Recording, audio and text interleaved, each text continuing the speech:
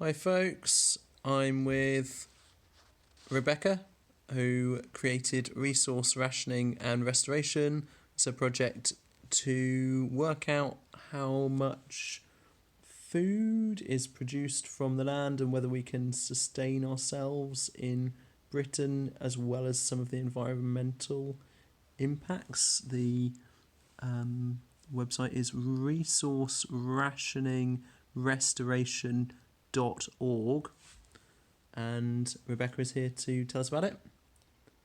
So I started this website about 3 years ago and researched it quite strongly to begin with, and I don't think things have changed that much since then.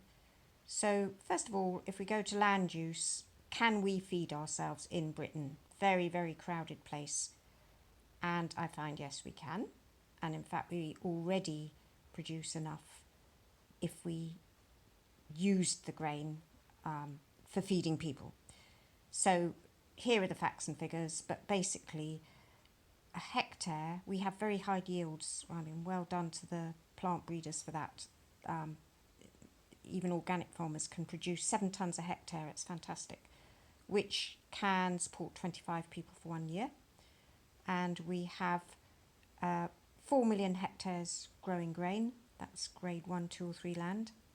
And so we can do it. We already produce 22 million tonnes of edible grain, which is enough to feed 80 million people, 67 million people in the UK. So we have a surplus. Of course, a lot of this grain goes for other uses, animals,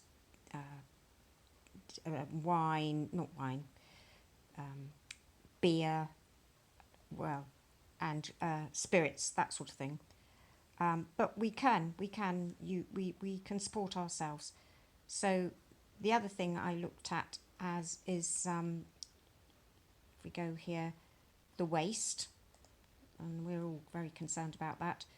How much waste do we produce? Well, it's pretty horrific, as I'm sure you're all aware. I mean, you only have to work it out for yourself. I mean, most of us put out 1 bin bag a week, and that's quite a tough ask. But if you do that over 70 years of a lifetime, you will personally, yourself, fill 2.5 swimming pools of space with your rubbish, non-degradable. So it's pretty scary. And then, of course, carbon dioxide. And that's the big ask. And I mean, they do produce figures every year of how we're doing, but no one really tells people just the huge task that we have to do. Because at the moment, we are, all of us, each individual, producing 12 tonnes of carbon dioxide. If we want to keep our climate down to 1.5 degree increase, which is what they all tell us is the maximum. Nearly there now, actually, yeah. I think. But anyway, each of us cannot produce more than 3.3 tonnes. So 12 tonnes to 3.3 tonnes, and they say we've got to do that in like 5 years or something. So how will you do it? And I went and looked at my electric use, and you can all do that. And I've put a carbon footprint calculator on here, and you can work it out yourself. I don't. I'm already on, I think I do about 6 tonnes. That's partly because of heating a shop. But if I didn't heat the shop, I would probably be about 3 tonnes. But it's jolly hard. But it can be done, of course. But it requires change. We've all got to change. But it's very interesting to see. And then you can also, there's this wonderful site, which I've got somewhere here, Power. So obviously that's one of the main things that produces CO2 is electricity. And there's this great site which I've just copied and put on here, which with permission, Gridwatch, and it tells you what we're using in this point of time. And you can work out how much as a country we should be using, and how much we are using.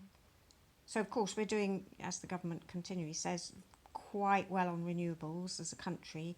But of course, we import all our CO2 in terms of goods because we virtually make nothing in this country now.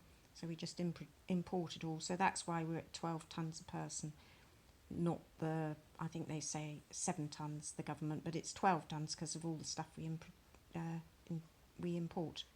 So there's a bit more on there, but anybody can do that, and it's interesting to see. But we all have to change hugely. Well, where would we start? I mean, personally, I found it's possible, but it's very, very hard, and I found it's been best really to stop everything that I was doing that I thought was a sort of, let's say, a normal way to live, and start again, piece by piece, and deciding to walk and cycle and catch public transport. I want to get around and not drive, and that's a lot. I'm much better off, in every possible way, not being sort of enslaved to a vehicle, and I eat sort of a lot of vegetables and foraged food now rather than a big meat diet. But are there other ways to? Well, this is what I worked out for me, and it's really trying. So get rid of your car, as you said. Get rid of your fridge. Get rid of your freezer. Yep. Don't bath every day. I'm guilty of that. I do.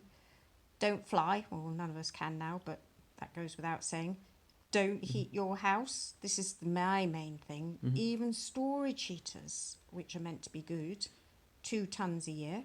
And of course, all of these things are better for us in many ways as well. So scrapping your car, you get out and you walk. Scrap your fridge. That one's easy. That's easy. Fridge is not too difficult. Yeah, scrap your fridge. You get out and you get fresh food every day. Scrapping your freezer, and it doesn't take you save a lot, and it doesn't take up space. A bath every other day. Well, yeah, I mean, I think we can probably manage that. Stop flying. We can go wild camping. Stop heat. So sorry, I'll let you finish the. Well, this is the difficult one, of course, in England. Heating. Stop heating your house. I mean, it's very, very difficult. Right. I don't know. We all got to put a thinking caps on it, really. I mean, I use a wood burner like a lot of people do, and I'm not sure we'll be able to do that for that much longer. In theory, it's renewable, and it is. I see how the wood grows here like mad, especially this year. But then there's air pollution issues and things. Stop cooking meals. That would save you 1/2 tonne. Stop buying stuff. That is the main thing. Spend your money on having fun, or it's a big addiction for a lot of people. Yeah, stop buying stuff. That's 2 tonnes. Yeah, I mean, when we stop buying the stuff, we also save time getting rid of it as well. Just going back to this one, actually, by sharing houses, by living together in communal houses, that's one way that to massively reduce your. But also, it's actually the body's meant to be cold in the winter and to put jumpers on, and so it might actually be healthier to have less heating. There's also potentially some innovative approaches, like, who knows, like burning.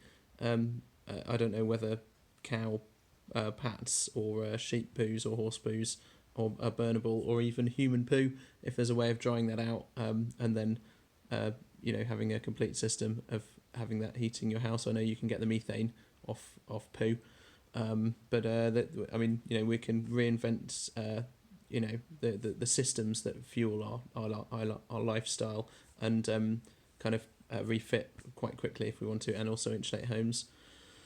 Yeah, but basically, you've got to stop. You've got to cut big things. You've got to change your life and cut big things. The car is by far and away the biggest for most people. And of course, it saves people a fortune as well.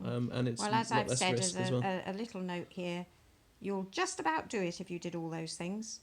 Great. But it's okay. It's great advice. Life will go on. You will survive. You will be happy. Well, thank you very much, Rebecca. You're welcome. Good luck, everyone. Yeah, it definitely is a very, very nice thing to do. More time, more money, and probably meet more people and have more friends. Yeah. So and be fitter, healthier. Thank you.